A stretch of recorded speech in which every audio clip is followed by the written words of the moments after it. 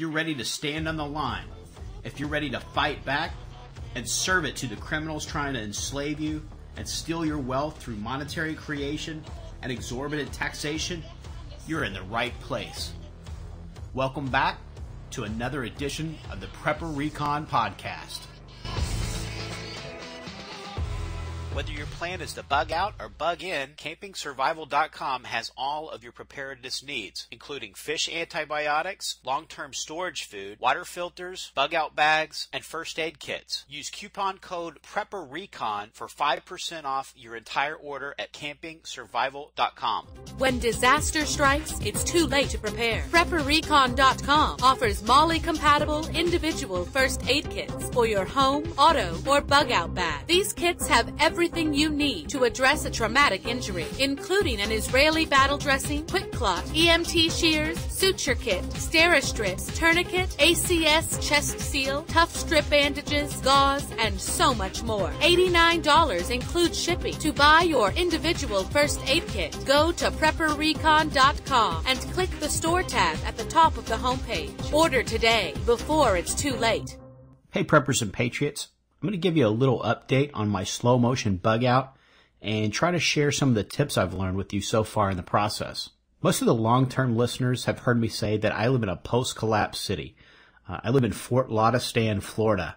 This past Martin Luther King Day, hundreds of dirt bikes and four-wheelers took over I-95 in my area, and the police just sat back and watched. These vehicles aren't even street legal. They have no headlights. They don't have license plates, but the cops couldn't do anything about it. Now, all this happened even though EBT cards still work, government housing is still fully funded, the earned income child credit, tax credit's still intact. That allows welfare queens to collect cash payments for breeding Democrats. But my city still suffered a complete without rule of law experience. Memorial Day 2 years ago, we had a similar incident. The police had to shut down the beach due to fighting and unruly crowds. They had A1A, which is the avenue that runs along the beach.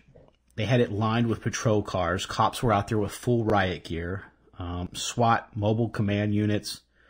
And I live in a nice middle-class neighborhood in Fort Lauderdale, and my street's been blocked off by police 3 times in the past few years, with police going and looking through the neighborhood for individuals and just blocking it off because they didn't want anybody coming in or out while they were doing this search for these individuals. And that's 3 times. It's not an isolated incident.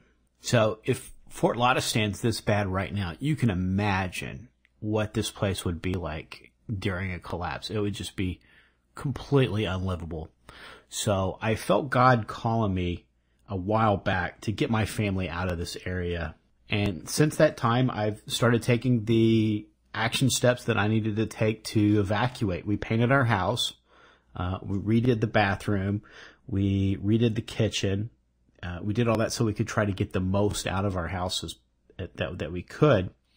And we stuck it on the market. We also did a nice landscaping. If you can spruce up your house and be smart about the money you spend when you're doing that, you'll get a really nice return for it. One of the things about sinking money into your own house to sell is that you don't pay capital gains tax on up to $500,000. It's one of the few places you can invest money and get a nice return and pay no federal taxes. So that's definitely something to think about when you're thinking about putting your house on the market, is whatever return you get from your investment, it's going to be tax-free earnings, and there's pretty much no other place you can do that. So definitely something to take advantage of. So we did all of that, and we finally got a contract on our home and found a new one in a much better location. It's much more conservative, much more lightly populated. The population of the town we're moving to is actually smaller than the church we used to go to. So I guess that says how small the town is and maybe how big the church was too. But it's a much better location. It's way outside of South Florida. So the next 2 months are going to be a little hectic, but I'll be doing my best to keep the show going throughout the process. And once I get settled in, I'll be working on a new book with David Kobler, which should be out this summer. And we'll be doing one on the 7-step survival plan. We'll be doing a very comprehensive book on developing a good plan. A lot of people are talking about the September. If you've ever heard of Jonathan Cahn, he's the author of The Harbinger. He just came out with a new book called The Mystery of the Shemitah, which is something that rolls around every 7 years on the Jewish calendar, the Shemitah, and it was a period of time that the Jews were supposed to allow their land to lay fallow and not plant anything in that 7th year, and let the land rest, and that would come around every 7 years. Well, we've got another one rolling up this September 13th, and according to the Jewish calendar, 7 years ago from this September was September 2008, which was when we had the largest one-day stock market drop. We had lost 777 points, which constituted a 7% loss in the market overall, and that marked the beginning of the Great Recession. And then 7 years prior to that, according to the Hebrew calendar, was 9/11. So his ideology is, well, the last two Shemitahs have been very disruptive, so it makes sense to sort of be prepared for the one coming up. And of course, if you're familiar with Mark Biltz, he's also he was the first person to come up with the prophecy of the 4 blood moons, and we've had these 4 blood moons all falling on Jewish holidays: Passover and the Feast of Booths, 2 years in a row, last year and this year. And then that 4th blood moon will be on the Feast of Booths, also called the Feast of Tabernacles. And that'll be at the end of September. So right after the Jewish Shemitah. So he's saying that, that could also signal something disruptive as well. And you've got secular economists as well. Martin Armstrong, who predicted the collapse of the ruble back in the 90s when Russia had their most recent complete meltdown. Of course, the ruble has again lost 30% of its value back last December, I believe it was.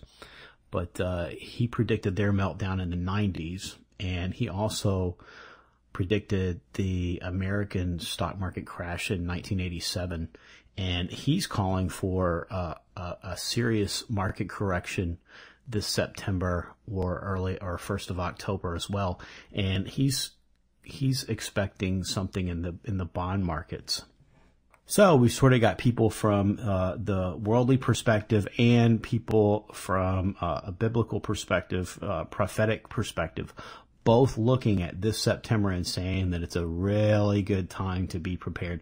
So we'll be focusing on that 7-step survival plan because, if this is something, or whether it is or whether it isn't, we would expect that it's going to probably stir up a lot of new people to start taking some steps to being more prepared, because whether something happens this year or not, we can just look around and see the types of things that have been going on. And I think that most people sort of have that feeling that there's something in the air and there's something coming down the pipe. So, it just makes sense to be prepared. And I think that, when we get massive events and, even little things and near misses, it brings a lot of new people into the preparedness movement. So we'll be writing that book for those folks, a 7-step survival plan. It'll kind of give them a nice outline of where to start and how to prioritize your preps. And then for folks that have been prepping for a long time, what happens to them a lot of times is they get out of balance, and they'll get too far into comms, or too far into guns, or too far into food storage, and they'll neglect all these other areas of preparedness. And the 7-step survival plan will also be sort of a blueprint for those folks as well, to try to help you stay balanced for the seasoned prepper, and a good outline for the new prepper. So it'll be something for everybody, and I think everybody will enjoy that. And then the Days of Noah book 3, that'll be out sometimes this fall. It's time for a quick break, and we'll be right back. The dollar's lost over 90% of its purchasing power since 1971. Silver, on the other hand, has proved to be a very stable form of wealth preservation over the years. And where do you buy silver? Silver.com, of course. Silver.com offers fantastic prices on silver and gold. Check out Silver.com today. Are you prepared to defend yourself and your loved ones in extraordinary circumstances? Do you know the one piece of gear Special Operations soldiers rely on to gain an unfair advantage in the field? Are you interested in honing your firearm skills based on lessons learned in actual gunfights? In desperate times, ready men rise to the occasion and come out on top in difficult scenarios. With 73 years of Special Forces experience, the Ready Man cadre blends cutting-edge tactics with the most current prepper skills into each online episode and live training event. Go to ReadyMan.com to learn more and sign up for a free Special Forces designed hostage escape card that you can easily carry and defeat locks, cut through ropes, and pick your way out of handcuffs. Again, that's ReadyMan.com to sign up for your free Special Forces designed hostage escape card. Now, back to the process of selling the home. Typically, when you list a home with a realtor, you're going to be paying 3% to the listing agent, and then you're going to be paying another 3% to the agent that brings you a buyer. They may not be called a buyer's agent. In Florida, most of them are called transaction brokers, which means they don't represent anybody. They just represent the deal, and they're just trying to get a deal done. And they don't have, like a lawyer has fiduciary duties to his client. There was a day and time that realtors sort of had that fiduciary duty, but here in Florida, they're all moving away from that, and they're just transaction brokers. Both sides are typically going to get 3% on that. Now, you can cut some really serious corners here, and you can do that by finding a flat fee MLS listing service. And they're all over Florida, and I suspect that they're all around the rest of the country as well. And what that is it's a licensed realtor, and what all they do is they'll take your information that you provide for them about your home, and they'll take the pictures that you provide for them from your home inside and out, and they'll load all those up on Realtor.com and on the multiple listing service.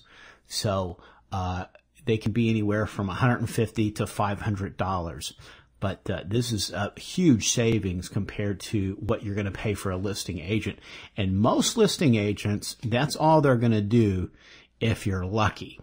Once in a while, you'll get a real go-getter, and they'll be out there. They'll be mailing out postcards about your home to other people in the area.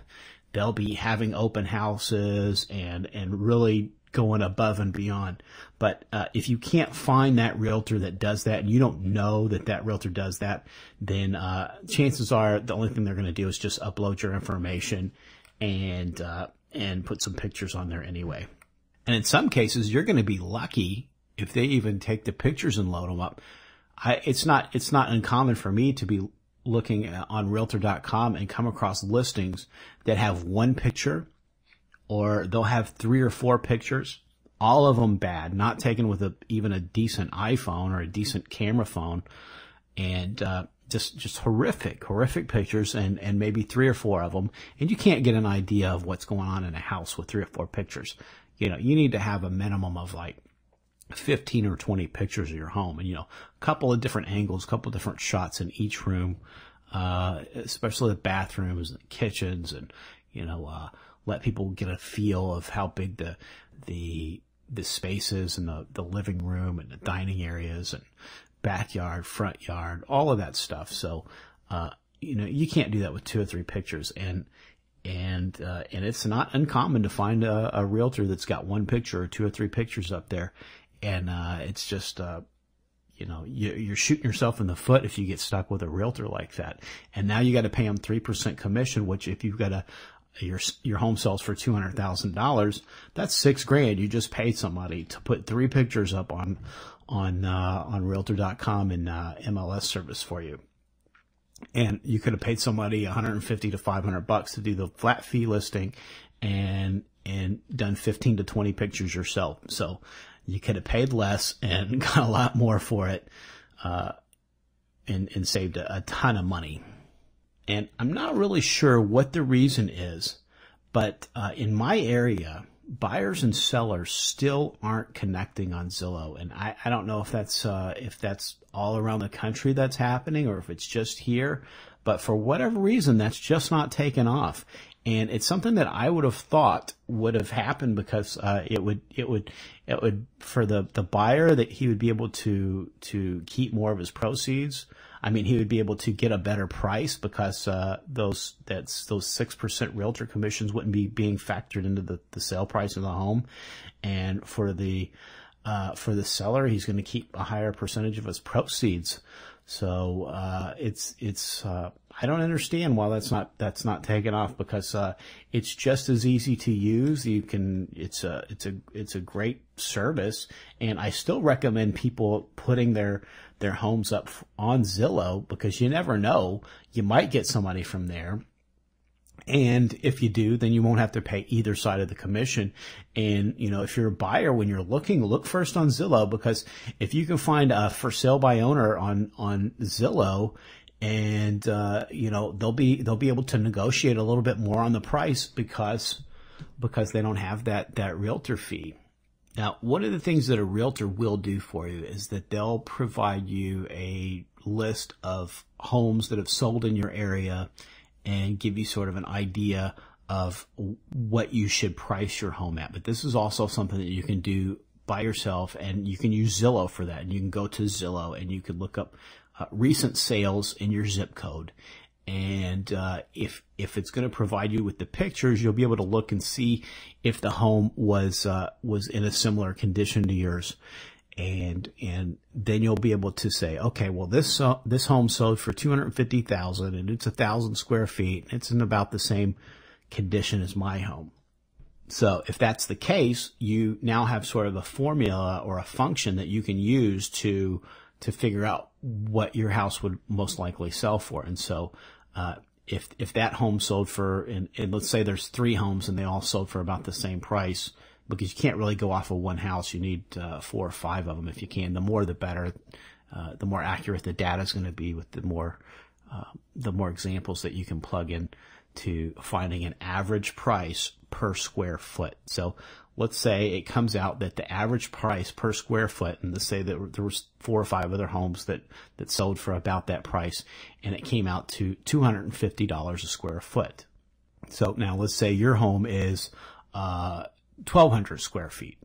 Well, that would mean that your home is probably going to sell for around $300,000. If all of your market data is accurate and there haven't been any wild swings in interest rates in either direction, and we're not experiencing any kind of a meltdown, then that's probably going to be the sale price. So you're probably going to want to put a little, maybe a 5% buffer on that so that you've got a little wiggle room, because nobody's going to want to pay the listing price. So you might want to add on 5%. You might want to add on 10%, but the more you add on, the more people you're going to cut out of the search when they go to Realtor.com, they start putting their parameters, and start looking for homes between 250,000 to 310,000. If you listed at 320, those people looking that would be willing to spend 310,000, which is well within which you'd be willing to sell for, they're never going to see your home if you've got it listed at 320. So you have to keep that in mind as well. Most of the traffic we got to our house since we listed it did come from realtors bringing buyers to our house. And I'd say probably 85 to 90% of the people that came through were coming through with their realtors. So we would have lost all that traffic if we hadn't have went with that flat fee MLS service and gotten the house listed up on Realtor.com and MLS. I think I maybe had one person that came through Zillow, and then one person that just picked up the flyers in our box on our lawn. And if you're in whether you're on a high traffic street or not, you can get a for sale by owner, stick that in the yard, and get one of those little info boxes and make a little flyer for that tells how many square feet you got, and put 3 or 4 good pictures on that flyer that shows the front of the house, and maybe, especially if you've updated the bathroom or the kitchen, and you've got a nice flooring in the living room, some pictures that are going to display that. And put your list price, how many bedrooms, how many baths, and the square footage of the home, the square footage of the lot, and all that pertinent information with your contact information and your sale price, or the price that you're asking. Now, we did keep that window open if somebody would have wanted to come in from Zillow or for one of those flyers, and we would have been able to sell the home with no commission on either side. Now, a lot of people get freaked out about that because they think they have to have a realtor to handle the contract. Now, when you go to the MLS flat fee service, that agent's going to be able to provide you with contracts, and they're just simple fill in the blank contracts. And if you get confused or you get frustrated about that, every real estate closing is going to have to go through a title insurance company, and they're the ones that are going to do the title abstract and make sure that there's no liens on the property and all of that kind of thing.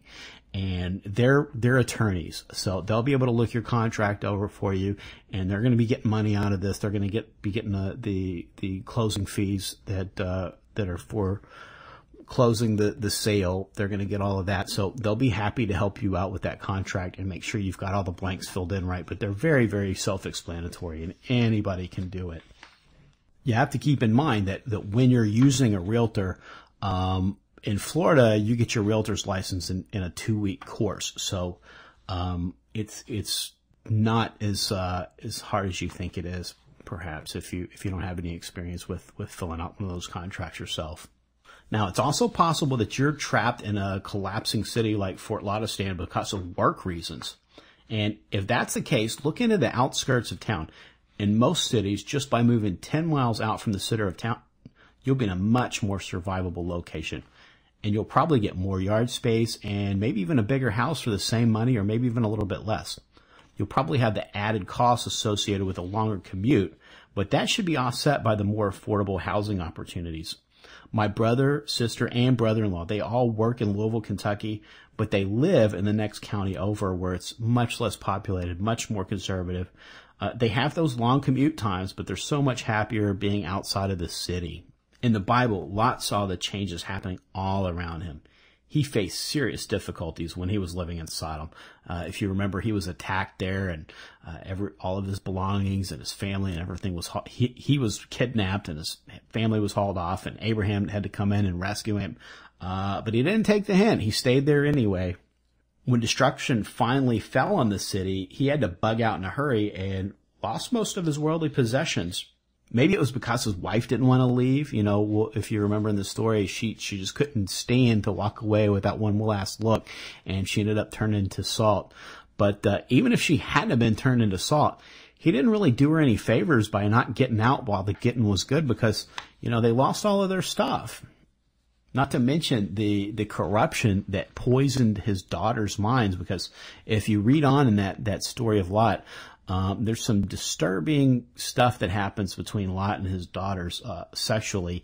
And that's because, you know, their minds have been so polluted by just staying in that culture and probably going to the public school systems where, you know, they were having diversification classes and everything else, and, you know, watching Katy Perry videos and, being around their friends that aren't involved in church, and, you know, and their moral compass is probably coming from, YouTube and, Twitter and, the internet and whatever music was popular at the time.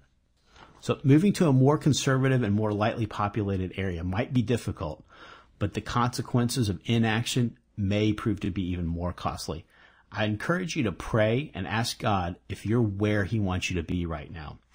If you remember the story from Sodom and Gomorrah, the angels told Lot to head for the mountains. Now, he negotiated with the angels and got permission to go to a smaller town called Zoar. You know, maybe in your situation, the mountains aren't feasible, or maybe you can't get a consensus among the rest of your family to move to the mountains. So if that's the case, look into a smaller, more conservative town like Zoar that isn't overflowing with crime and wickedness like Sodom was. And guys, you have to love your wives like Christ loved the church. But you're also supposed to be the leaders for your families. You'll be the ones called to account for how well you perform that role. You may have to be firm about recommending a move, but be sure you're doing it all in love and you're being gentle while you're being firm and putting your foot down about it. And also pray that God will change your wife's heart if she's not on board with moving to a more conservative, more sustainable type of an area. Now, ladies, if the shoe's on the other foot and it's your other half that insists on not moving and you just feel like you're not in the place that God wants you to be, your best tool is going to be prayer. And God regularly changes hearts through prayer. So it's something he can do, and it's something he does do. He just does it all the time. And it's happened in my life multiple times where God's changed my heart on issues. And it's happened multiple times where God's changed my wife's heart on issues. And prayer it's always that thing, because, if you would have married somebody that was exactly like you, then one of you would be unnecessary. So, God puts people together, and sometimes, they don't always see eye to eye, but it's usually prayer is the best way for you to get on the same page. And he does that all the time. So I hope this show has been informative, and I hope that it's, something that if you're not in a lightly populated conservative area and you're feeling trapped, I pray that you'll pray about it, and that God will give you some direction and some wisdom and some peace on the issue. So God bless, and happy prepping. In the Days of Noah, Book 2, Persecution by best-selling author Mark Goodwin. A globalist conspiracy transpires by way of a false flag attack against America's energy infrastructure. Noah and Cassandra Parker witness a complete economic meltdown, which is intentionally triggered by the event. The assault is blamed on patriots and Christians who are rounded up into detention centers across the country. Noah and his friends must take action to prepare for the meltdown and defend against the totalitarian regime, which is gunning for their freedom and, quite possibly, their very lives. Get your copy of The Days of Noah, Book 2, Persecution for Kindle, paperback or audio edition at Amazon.com today.